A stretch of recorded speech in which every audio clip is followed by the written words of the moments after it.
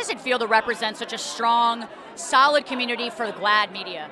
I am so excited to be here. I feel like anytime the queer community gets together, it's such an incredible, like electric environment. And I know obviously we're fighting for so many good causes, and so there's no better time than to get us all together than now.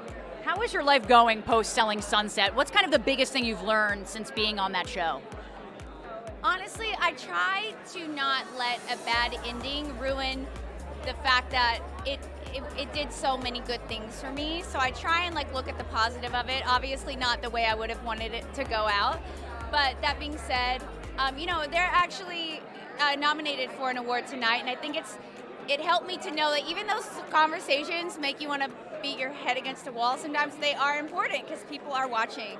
And I think, representing the traders tonight, which is so loud and proud and Best show on TV. and queer in their number one show, it feels really exciting to kind of be part of something that's not only so queer, but so proud and loud about it. Instead of, because I kind of, I split time on both those shows, and what a difference it makes when it's like, no, we're here and we're taking up space, and I just love that it's the number one show on top of that. So It's really incredible. Now that you're not filming that, what do you have time for? What do you do? What do you do in your downtime? well, I just landed from Australia this morning. Casual. So I was seeing my partner play. They're doing an Australian tour right now in Australia. So I just got back from that. But I actually am here to do a little work. So I'm doing some work on something that I can't talk about yet, but it'll be good.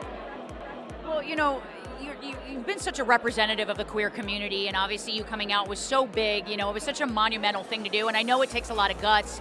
For someone out there who's maybe struggling with their own sexuality or gender issues, what piece of advice would you give that person?